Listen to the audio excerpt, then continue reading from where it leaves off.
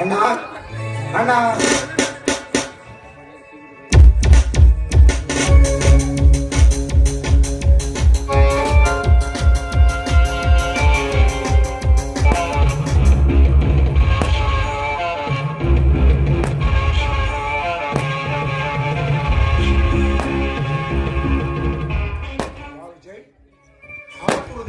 ಆಗಮಿಸಿದ ವಿಷಯವೇನು? ಅಣ್ಣ, ನಾನು ಮದುವೆ ಮಾಡಿಕೊಳ್ಳಬೇಕೆಂತೇಳಿ ನಿರ್ಧಾರ ಮಾಡಿದ್ದೇನೆ ಅಣ್ಣ. ಸಂತೋಷ, ತುಂಬಾ ಸಂತೋಷ. ಈ ಸಂತೋಷದ ವಿಷಯ ಹೇಳಲು ಇಷ್ಟೊಂದು ಸಂಕೋಚವೇ? ನಮ್ಮ ರಾಜ್ಯ ಮನೆತನಕ್ಕೆ ಸರಿದೂಗುವ ಕನ್ಯೆಯನ್ನು ತಂದು ಒಳ್ಳೆಯ ಮನೆತನದಲ್ಲಿ ನೋಡಿ ಮದುವೆ ಮಾಡಿ ಮುಗಿಸೋಣ. ಆಯ್ತೆ? ಇಲ್ಲಣ್ಣ, ವಿಷಯ ಬೇರೆನೇ ಇದೆ ಅಣ್ಣ. ನಾನು ಹಣದಿಂದೊಂದು ಕನ್ಯೆನ ಆರಿಸದೆ ಗುಣದಿಂದೊಂದು ವಧುವನ್ನು ಆರಿಸಿದ್ದೇನೆ ಅಣ್ಣ. ಬಡವರ ಹುಡುಗಿ ನಡೆ ನುಡಿಯಲ್ಲಿ ಹಪ್ಪಟ ಪ್ರಂಜಿ ಅಣ್ಣ.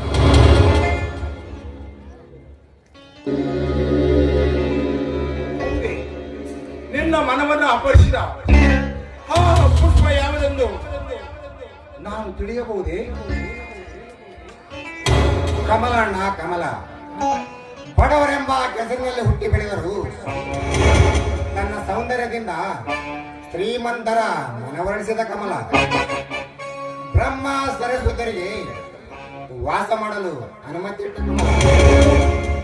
ಅಂದರೆ ನಿನ್ನ ಮಾತಿನ ಅರ್ಥ,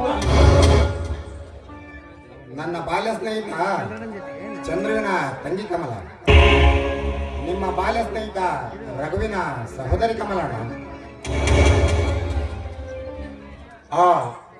ಹೌದೇ?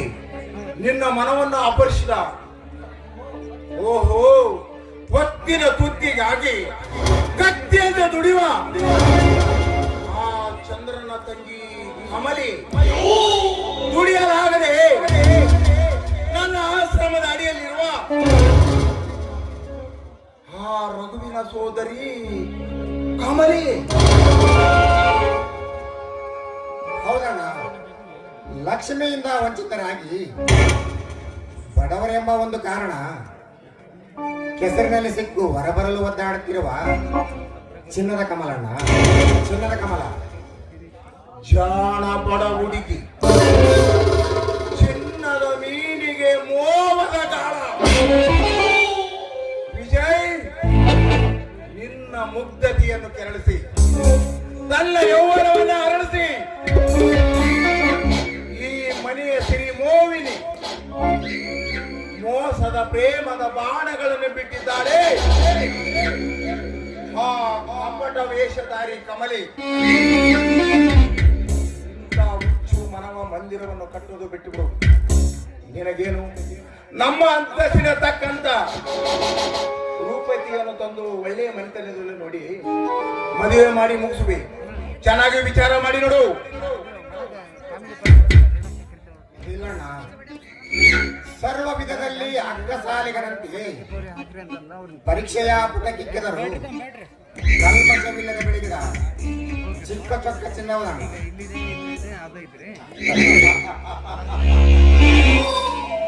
ಚಿನ್ನವಂತೆ ಚಿನ್ನ ಹರಕು ಗುಡಿಸಿನಲ್ಲಿ ತುಕ್ಕ ಹಿಡಿದ್ರವ ಬಿಡ. ಚಿನ್ನವಂತೆ ಚಿನ್ನ ವಿಜಯ್, ನಿನ್ನ ಹಠವನ್ನು ಬಿಟ್ಟು ಹೂವನ್ನುವುದಾದ್ರೆ ಗಟ್ಟಿ ವಜ್ರವೇ ತೆಗೆದುಕೊಳ್ಳುವ ತಾಕತ್ತಿರುವ ನಮಗೆ ಬೇಕು. ತುಕ್ಕು ಹಿಡಿದವ ಕಬ್ಬಿಡಿದ ಸಾವಸ. ಅಣ್ಣ ಅಣ್ಣ, ನಾನು ಅವಳನ್ನು ಮನಸಾರೆ ಮೆಚ್ಚಿದ್ದೇನಣ್ಣ. ನನ್ನ ಮನದಾಗರದಲ್ಲಿ ಅಡಿಡಲು ಮಾತು ಕೊಟ್ಟಿದ್ದೇನಣ್ಣ. ಈ ಕುಬೇರ ನಗರದಲ್ಲಿ ಹಡಿಯುವ ವೇಗತೆ ಆ ಬಡ ಬಿಕಾರಿಗಳಿಗೆ ಒಂದಿಷ್ಟಕ್ಕಾದರೂ ಇದೆಯಾ?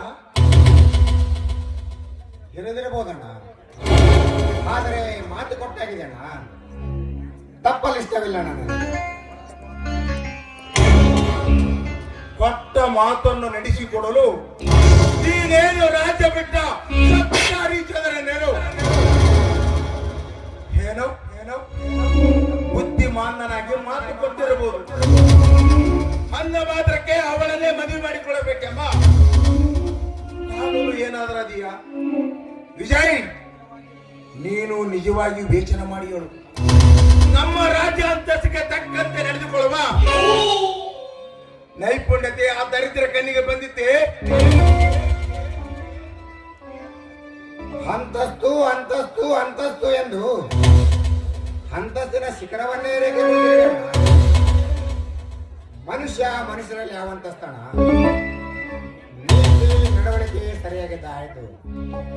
ಅಲ್ಲಿ ಒಮ್ಮೆ ಇಲ್ಲಿ ಒಮ್ಮೆ ಅರಿವ ಹಣದ ಅಂತಸ್ತನ್ನೇಕೆ ನೋಡಿವೆ ಅಣ್ಣ.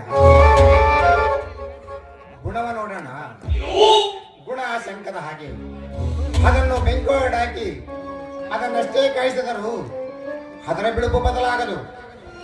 ಆದರೆ ಅದೇ ನಿನ್ನ ಕಾಗದದ ಹಣದ ಕಟ್ಟನ್ನು ಹಾಕಿ ನೋಡು, ಆಮೇಲೆ ಸಿಗುವುದು ನಿಮಗೆ ಬರೀ ಬೂದಿ ಮಾತ್ರ. ಅಂತ ಬೂದಿಗೆ ಮರಳಾಗಿವೆ ಅಣ್ಣ. ವಿಜಯ್, ಸಾಕು ಮಾಡೋ ನಿನ್ನ ವೇದಾಂತಗಳು. ಯಾವುದನ್ನ ವೇದಾಂತ? ಬೆಳಿಗ್ಗೆ ಎದ್ದೊಡನೆ ನೆನೆಯುವ ಆ ಶಿವನೇ ನಿನ್ನ ಹಣವನ್ನು ಸುಟ್ಟು ಅದರ ಬೂದಿಯನ್ನು ಮೈಗೆ ಬೆಳೆದುಕೊಂಡು ಗುಣದ ಶಂಕವನ್ನು ದಕ್ಕಿದಾಗ ಅವನು ಸೃಷ್ಟಿಸಿದ ಈ ಹುಲ್ಲು ಜೀವಗೆ ಕಣ್ಣ ಹಣದಾಸೆ ಬಾಣ ಹಣದ ಬಿರುಗಾಳಿಯಲ್ಲಿ ತೂರಿ ಹೋಗದೆ ಗುಣದ ತಂಗಾಳಿಯಲ್ಲಿ ತೇಲಾಡು ಬಾ. ವಿಜಯ್, ಸಿಟ್ಟು ಕೆಟ್ಟದಾಗಿ ಬೆಟ್ಟದಷ್ಟು ಬೆಳೆದರು ತಮ್ಮನೆಂಬ ಮಮತೆಯಿಂದ ತಡೆ ಹಿಡಿದು ಕೊನೆಯದಾಗಿ ಹೇಳುವೆ ಕೇಳು. ಈ ಸಂಬಂಧ ನನಗೆ ತಿಳ ಮಾತ್ರ ಇಷ್ಟವಿಲ್ಲ. ಒಂದು ಕಾಲಕ್ಕೆ ಈ ರಾಜ್ಯವನ್ನು ಆಳಿದ ನಾವು ಯಥಾಚಿತ ಒಬ್ಬ ಬಡ ಬಿಕಾರಿಯೊಂದಿಗೆ ಬೀಗತನ ಮಾಡಿ ಈ ಸಮಾಜದ ನಗು ಪಾಟಲಿಗೆ ಈಡಾಗುವುದು ನಾನು ಇಚ್ಛಿಸುವುದಿಲ್ಲ.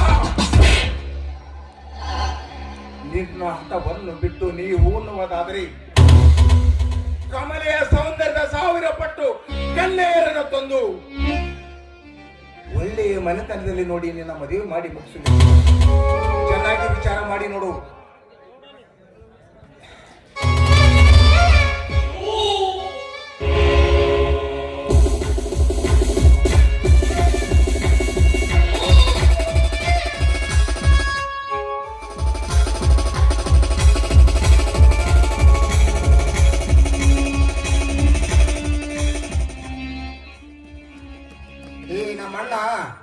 ಬಡವರ ಮನೆಯಲ್ಲಿ ಹುಟ್ಟಬೇಕಾಗಿತ್ತು. ಸ್ವಲ್ಪವಾದರೂ ಮಾನವೀಯತೆ ಎಂಬುದಿರ್ತಿತ್ತು.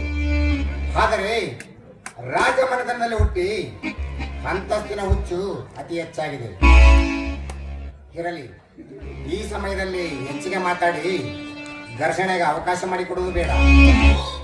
ಸಮಯ ನೋಡಿ ಇನ್ನೊಮ್ಮೆ ಮಾತನಾಡಿದ್ರಾಯ್ತು. ಹಣ ಹಣ ಹಣ ಹಾಗಲ್ಲಣ್ಣ, ನೀನು ಹೇಳಿದ್ದನ್ನು ನಾನು ವಿಚಾರಿಸುತ್ತೇನೆ. ನಾನು ಹೇಳಿದ್ದನ್ನು ನೀನು ಸ್ವಲ್ಪ ವಿಚಾರಿಸಿ ನೋಡೋಣ. ನಾನಿನ್ನು ಬರ್ತೀನಣ್ಣ.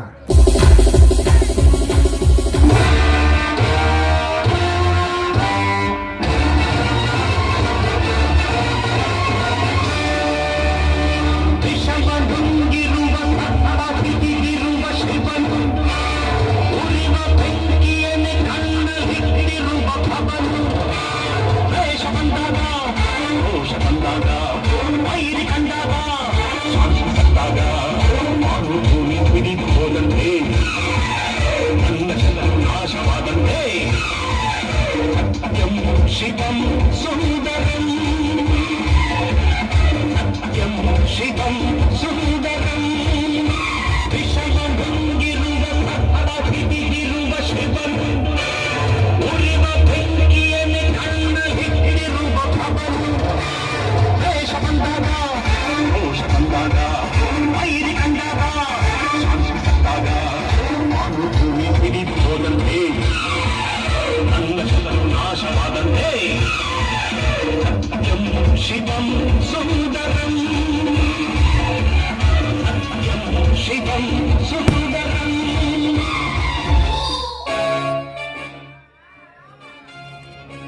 ವಿಚಾರಿಸಬೇಕಂತೆ. ಈ ನಾಗರಾಜನ ವಿಚಾರ ಬದಲಾಗಬೇಕಾದರೆ ಸೂರ್ಯ ತನ್ನ ಹುಟ್ಟಿನ ದಿಕ್ಕನ್ನು ಬದಲಾಯಿಸಬೇಕು.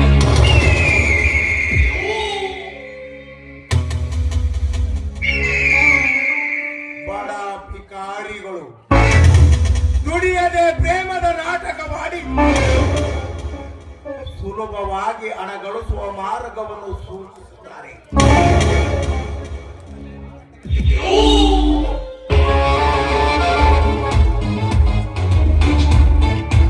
ಬಾಲಕನ ಕೈಯಲ್ಲಿ ರೊಟ್ಟಿಗೆ ಸೃಷ್ಟಿಸಿದ ಕಾಗೆ ಸತ್ತರೆ ಇರುತ್ತದೆ.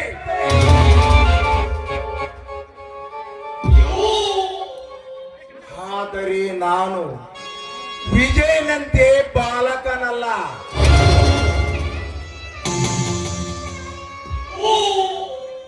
ಕಾಗೆ ರೊಟ್ಟಿಗಾಗಿ ಸಟ್ಟನೆ ಆಗುವ ಮೊದಲು ಗಟ್ಟಿಯ ಮಾಂಸದ ತುಣುಕರಿಸುವ